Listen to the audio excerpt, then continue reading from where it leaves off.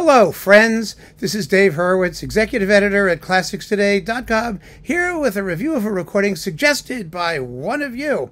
And I appreciate the suggestion because it's wonderful. It's this sucker on Brilliant Classics. It's called Ionisation, percussion music featuring the Italian ensemble Tetraktis. Tetraktis Ensemble. Yes, the Tetraktis. Here you go. Let's see, you can see that. There you go. Tetraktis Ensemble. A wonderful group of extraordinarily precise percussionists. And they've put together this fabulous, fabulous program of contemporary, sort of quasi-American-ish, I mean, people who wound up in America one way or another. And I mean America in the wider sense. North America generally, not just the United States. You get, all right, let's just talk through this. I've played several of these pieces, and they are a blast. I mean, a blast to do, and I just have to say first, let me just, before we really get into this, you know, my own position as a percussionist with regard to percussion music is equivocal. In other words, lots of people write for percussion these days. It's the thing, especially in an orchestral context, and percussion ensemble music too. And percussion ensembles could be marvelous. I mean, they've existed for thousands of years. Think of the Balinese gamelan and stuff like that. I mean, there's all kinds of nifty percussion, or African talking drums and people like that. I knew someone from Mali who was an African drummer who was just one of the most amazing musicians I ever met. It's extraordinary stuff. It really is. However, when used in the context of like Western music, quite often the result is sometimes rather unappealing, at least to me. Now, percussion instruments are, as most of you know, for the most part, not known for their more lyrical qualities, shall we say. I mean, the ones that actually make pitches even aren't known for that. And so it's rather difficult sometimes to feature these instruments as solo things. So, for example, percussion concertos, which are incredibly popular, and you see people like, you know, Evelyn Glennie, or I saw the New York Phil with Chris Lamb running around like crazy, banging and smashing, and, you know, 4,000 different instruments. I mean, usually it doesn't work very well, in my opinion. Because as a solo instrument, they're just too limited in what they can do. Even though you can get a billion different timbres out of them, I mean, you know, you need to have like the tune as often as not.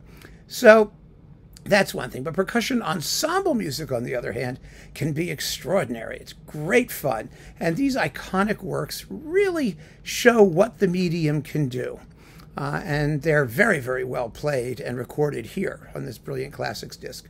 So I thank you so much for recommending it. I've had it sitting around for a while, and you know, I played it and enjoyed it and put it away, and I found it, which was in itself a major success as far as I'm concerned. So what do we get? Let's talk about it. First, you get Ionisation by Varèse, the iconic work for percussion ensemble. It's only 6 minutes long.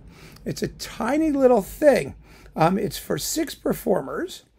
This is the version for 6 performers. It's actually for 13 percussionists. Pardon me. You know, nowadays percussionists are so extraordinary. They can, like, you know, they can multitask. You know, they can play with their hands and their feet and their tongue and God knows what else. You know, every hair follicle can hit something.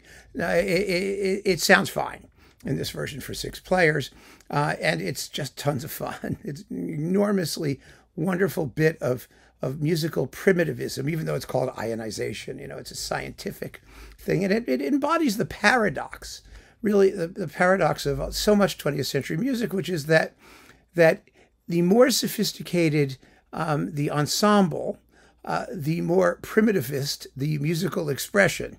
You hear that in pieces like The Rite of Spring or The Miraculous Mandarin, works for enormous orchestras, Varèse's Amérique, you know, where you just have these crazy huge ensembles whose basic job is to just go, you know, and do grunty rhythmic things. It's great. It's just great stuff. So there's that. Then we've got Steve Reich's Music for Pieces of Wood from 1973. Now, this is a tough piece. It's a tough piece to digest. It's written for 5 sets of claves. Claves are these. Here they are. These are your typical claves. I believe these are made of ebony. And claves are remarkable little things. They're just two sticks, right? Two polished wooden sticks. They are amazingly loud and sharp and penetrate the densest textures. The way you play them is you make a little cradle like this with your fingers, and you rest it here in the cradle with a little bit on the edge of your hand here, but so that you don't damp the vibration. And then you just hit one side with the other. Listen to how loud that is, how sharp it is.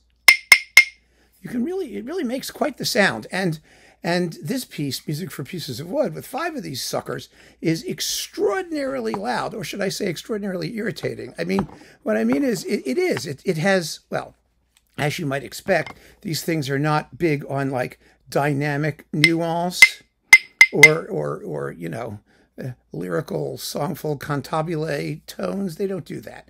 So the piece is a rhythmic study. That's what it is. And it's brilliant, and it's about 11 minutes long. And if you wind up running away screaming before the first 2 minutes are over, I don't blame you. It's okay. Believe me, once you can tolerate it, I suggest not turning it all the way up the first time through. Keep the volume moderate so you don't go insane. It really is an extraordinary study. It's an extraordinary piece for what it does. It's probably more fun to play than it is to listen to. So I have my little set here, you know. Anyway, so there you go. Just hopefully that will do something to sugar the pill if you go through it. I think it's fun, but even I have to be in the mood. I really do. There are times when I just am not up for 11 minutes of clickety-clack. You know, it's a bit much. Then we get one of the unbelievable iconic masterpieces of percussionosity, Carlos Chavez, his Toccata. This is from 1947. It's a big work. It's about, well, it's 12, 13 minutes long in 3 separate movements. And the opening movement and finale are in sonata form, believe it or not.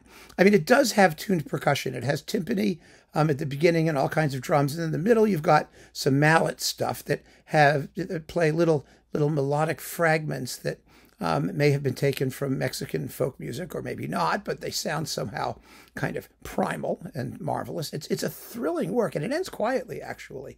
But one of the nifty things about percussion ensembles is that they can end quietly, and for some reason, it doesn't bother me or you or anyone. I mean, in other words, you know, after all the banging and smashing, a poetic ending is really very nice because it enlarges the expressive range of what the ensemble's doing. So yeah, it's really a cool thing. Then we've got Henry Cowell's work from 1939, Pulse, which is equally extraordinary in its way.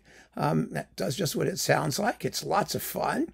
And Lou Harrison's Song of Quetzalcoatl, which is a primitivist masterpiece. It's also 7 minutes long.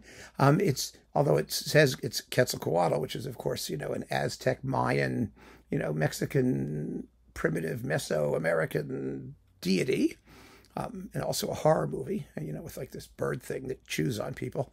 Anyway, that's a work that sounds as much influenced by Far Eastern gamelan music as by its nominal topic, but it's splendid. And finally, John Cage's Third Construction, which is another big, long piece, 12 minutes long, and marvelous, and full of evocative sounds and colors. So as I said, I mean, the performances are splendid. The sonics are great. It's not that expensive. You can download it. This is a wonderful, wonderful disc to get if you want to experience some of the major works for percussion ensemble from, well, I guess these were all basically the first half of the 20th century. Yeah, they were written, let's see, 1931 was Ionisation, 1973, okay, that's the Reich, that's the latest. The Chavez was 42, Cowell 39, Harrison 41, and John Cage also 1941. He was working with Lou Harrison at that time, I think, the two of them. Anyway, fabulous stuff, interesting, different, and definitely worth a shot. So keep on listening, friends. Thanks so much for joining me. Take care.